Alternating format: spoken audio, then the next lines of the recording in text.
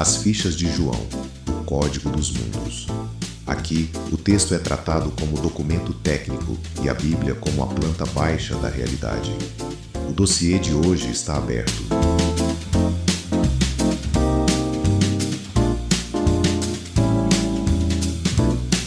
Imagina um prédio gigantesco, daqueles de 40 andares. Ele não desaba de repente por causa de um terremoto forte ou de uma tempestade óbvia, sabe?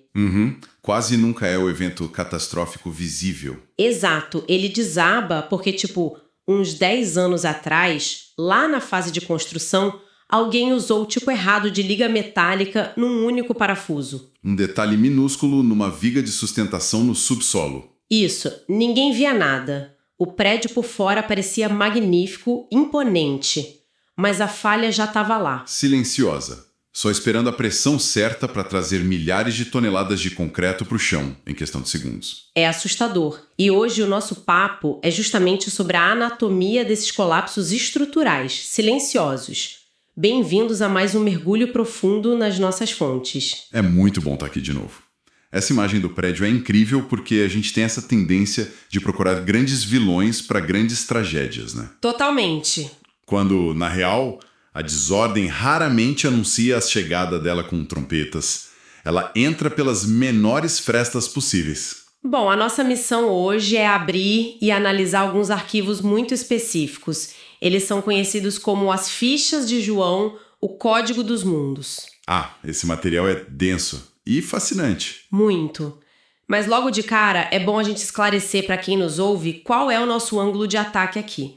A gente vai focar nas fichas 031, 032 e 033. Sim, que correspondem ali ao texto de Eclesiastes 10. Isso.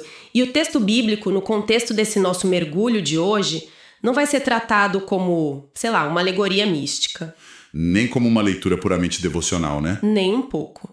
A gente vai olhar para essas 3 fichas como uma planta baixa da realidade. Tipo um documento técnico que revela a mecânica fria de como o mundo visível e invisível opera. Essa distinção é vital. Se a gente lê esse material só buscando um conforto moral, a gente simplesmente perde o manual de engenharia que está embutido nele. Perfeito! E como vai ser a nossa abordagem para desvendar essa planta baixa? Bom, a gente vai operar em 3 camadas de análise. A primeira é ir além da superfície, sabe? Fazer uma exegese de alta resolução olhando para o significado original. A segunda camada é a leitura estrutural. Observar como essas ideias se movimentam e se organizam em fases operacionais, como se fossem engrenagens de um motor mesmo. E a terceira camada, imagino eu, seja trazer isso para o mundo real. Exato. É o teste de fogo. Como essa mecânica se aplica na prática do nosso dia a dia, nas decisões em casa, no trabalho. Então vamos desempacotar isso tudo, começando pelo que os arquivos chamam de o efeito dominó do erro mínimo, focando lá na ficha 031. Essa premissa inicial é genial. O texto examina a menor unidade de desordem possível e como ela corrompe sistemas inteiros. O arquivo usa aquela metáfora do perfumista preparando um óleo super precioso e aí, uma mosca morta cai lá dentro e estraga tudo. A famosa mosca no perfume. Sim, mas eu confesso que, lendo isso, a minha primeira reação foi bem cética. É mesmo? Por quê? Porque, se cai uma mosca no meu café, eu vou lá, tiro com a colher e sigo a vida. Como é que algo tão pequeno derruba anos de reputação e sabedoria acumulada? Aí que tá a sacada. Não é sobre uma sujeira superficial que você só pesca ali com a colher. A fase de contaminação descrita no texto mostra uma reação sistêmica. Reação sistêmica? Como assim? Pensa no trabalho de um perfumista na antiguidade. Era um processo químico altamente técnico. Exigia semanas de maceração, controle de temperatura, precisão absoluta. Entendi. Não era só misturar umas flores na água. Longe disso. Então, quando aquele inseto morto entra no óleo, ele introduz bactérias, enzimas que iniciam um processo de putrefação de dentro para fora. Nossa! O texto até fala que o óleo começa a borbulhar e cheirar mal. Então um ativo que era valiosíssimo vira um passivo radioativo. Caramba, então não é o tamanho do inseto, é a reação em cadeia que ele dispara. Exatamente.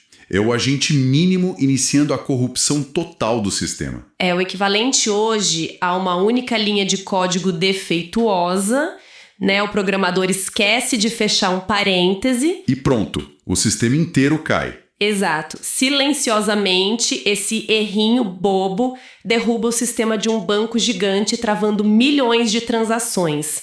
Mas o texto traduz isso para o comportamento humano, certo? Sim, ele leva isso para a fase de orientação interna.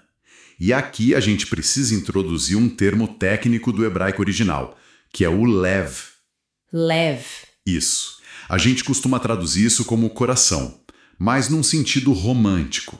Só que na planta baixa da realidade, o lev é o núcleo deliberativo do ser humano. Tipo a nossa sala de controle mental? Perfeito. É onde as decisões são tomadas. O texto diz que o lev do sábio conduz ele para a direita e o do insensato conduz para a esquerda.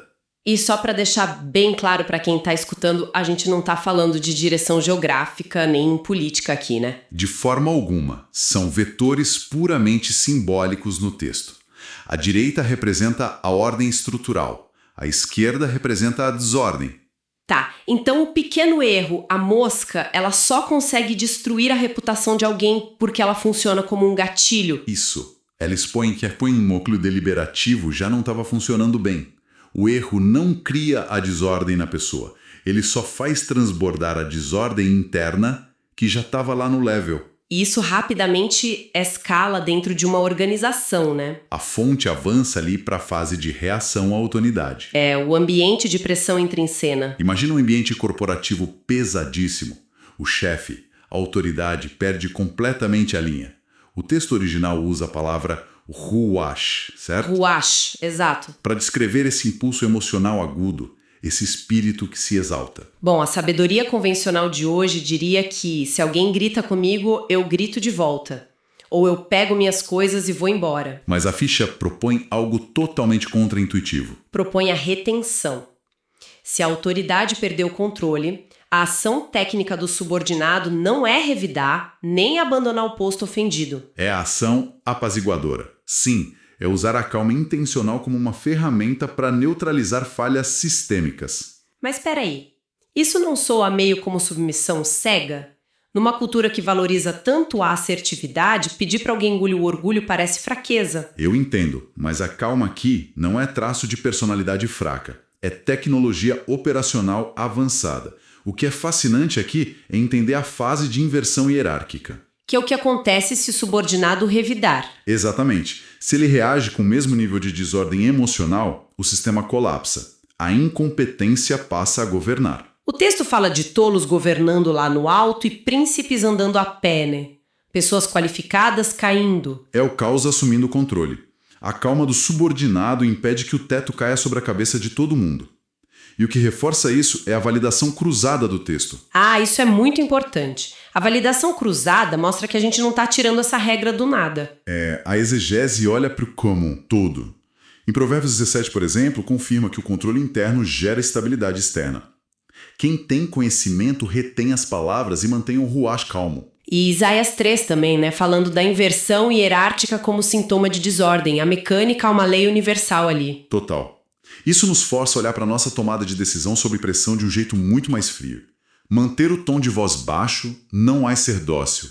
É ser o adulto na sala que estanca o sangramento do sistema. Uma contenção de danos cirúrgica.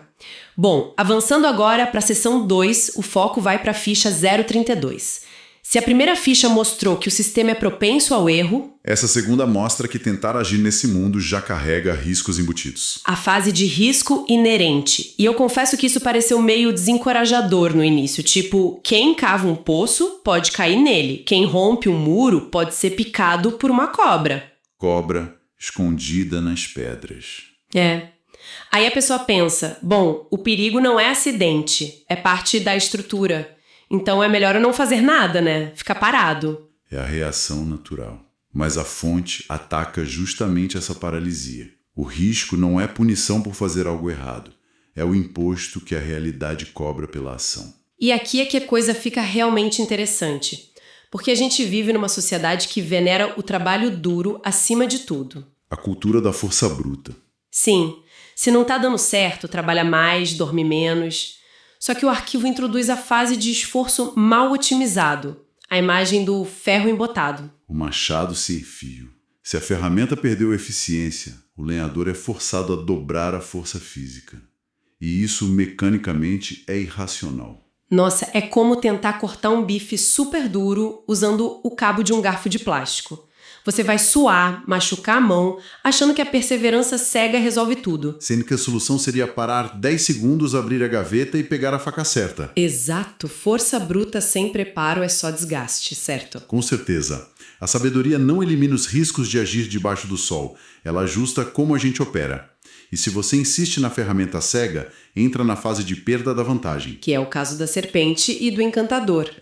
A serpente morde antes de ser encantada. A habilidade do especialista é inútil porque foi aplicada fora do tempo. A janela de oportunidade já fechou. E trazendo a validação cruzada para cá de novo, o texto inteiro confirma isso, não é? Confirma.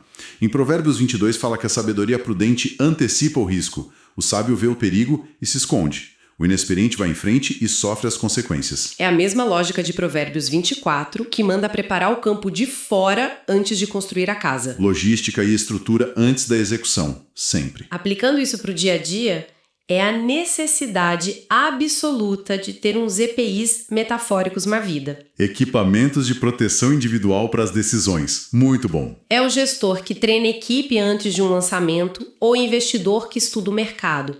Afiar o machado leva tempo, mas poupa saúde mental depois. E é exatamente a falta desse preparo e a exaustão física que nos empurram para a parte mais perigosa de todas, a ficha 033. Chegamos no ápice da nossa exploração. A gente já falou do erro mínimo e do esforço físico mal otimizado. Agora a gente entra na ferramenta mais destrutiva que a gente tem. Que não é de metal. É a nossa própria fala. A capacidade de articulação e de liderança que consegue colapsar nações. O texto detalha a fase de autodestruição pela fala, e é pesado. Diz que as palavras do insensato o consomem, do início da fala até o delírio completo. Gente, isso é muito atual. É a mesma mecânica daquele fundador de uma corporação gigante que vai para a internet de madrugada, estressado. O clássico erro de impulsividade. Isso, ele digita um texto terrível em 5 minutos e destrói $1 bilhão do valor da empresa no dia seguinte. A fala indiscriminada consome não só a empresa, mas ele mesmo. Consome ao ponto de gerar a fase de incapacidade operacional. O desgaste daquela proliferação de palavras inúteis é tamanho que o sujeito não sabe nem o caminho básico para a cidade. Ele perde a competência elementar, né? Fica tão atordoado que o básico foge. Exato. E aí a tragédia individual transborda para o coletivo. Entramos na fase de exposição política e degradação. Essa parte fala do rei criança e dos príncipes que comem fora de hora, certo? Isso, um líder imaturo e uma administração indulgente. E aqui a gente precisa abrir um parêntese essencial para quem nos ouve. Quando o texto fala de liderança, governança e exposição política, a gente está apenas relatando a mecânica estrutural dessa fonte antiga. Com certeza. Total neutralidade aqui. Sim, a gente não está endossando nem criticando nenhum viés político moderno, seja de direita, de esquerda ou qualquer outro. É uma leitura fria da engenharia humana descrita ali. Bem pontuado. O que o documento mostra é que recursos como comida nesse contexto servem para capacitação, para fortalecimento, e não para banquete indulgente logo de manhã. É um desperdício de recursos gerando a negligência. E a consequência disso é o teto que cede e a casa que goteja. A deterioração física da infraestrutura é sintoma de uma irresponsabilidade que começou na indulgência verbal e pessoal lá atrás. Então, olha só o que isso significa. Grandes impérios corporativos, ou até famílias sólidas, não ruem do dia para a noite por um abalo sísmico. Ruem pela negligência contínua. A goteira que ninguém consertou, iniciada pelo descontrole. E o desastre é lento, mas o perigo real é que ele entra numa fase de propagação incontrolável. O alerta final do arquivo é de arrepiar. Ele avisa para não amaldiçoar a autoridade nem no pensamento, nem dentro do próprio quarto de dormir. Porque uma ave do céu vai levar a voz. A informação privada vaza de forma imprevisível. O que no mundo de hoje é assumir que confidencialidade absoluta simplesmente não existe. Um áudio vazado num grupo, uma mensagem mal interpretada. A ave do céu moderna é muito rápida. E mais uma vez isso levanta uma questão importante sobre a validação cruzada. Isso é coerente com o resto do cânon? E é. Provérbios 10 avisa que na multidão de palavras não falta transgressão. Falar muito é estatisticamente pedir para errar. E Oséias 8, lá no verso 4, fala da instabilidade coletiva que vem de uma liderança inadequada e estabelecida sem critério. A coerência do material é absoluta. Trazendo isso para o nosso dia a dia de novo, nas decisões cotidianas, a disciplina de recursos e o controle da comunicação são inegociáveis. O que a gente consome é combustível para operar no mundo, não para fugir dele. Se conectarmos isso ao quadro geral da nossa conversa hoje, a conclusão é inexorável. A desordem externa, o teto caindo, a ferramenta cega, a equipe desmotivada. Tudo isso que a gente vê materialmente. Nada disso acontece no vácuo. Toda desordem administrativa e material de uma vida é sempre precedida pela desordem interior, verbal e deliberativa do indivíduo. Nossa, é muito profundo, muito cirúrgico. Bom, eu quero te agradecer demais por ajudar a gente a visualizar toda essa estrutura escondida nesses arquivos. Eu que agradeço. Foi uma análise essencial. E para quem nos acompanhou até aqui, depois de entender essa mecânica tão precisa, nós queremos deixar uma última provocação. Uma reflexão para levar para a semana. Isso. Se o texto revela que até as aves do céu propagam o que falamos em segredo e que uma pequena mosca arruína um trabalho valioso, a pergunta é: qual é o erro não intencional que estamos tolerando hoje na nossa rotina? Qual é a pequena negligência? Exato. Aquele desleixo que a gente acredita que ninguém tá vendo, mas que silenciosamente já começou a fazer o nosso teto estrutural ceder. Fica o convite para reflexão. Até o nosso próximo mergulho profundo. Se este conteúdo foi útil para você, considere apoiar a continuidade do projeto.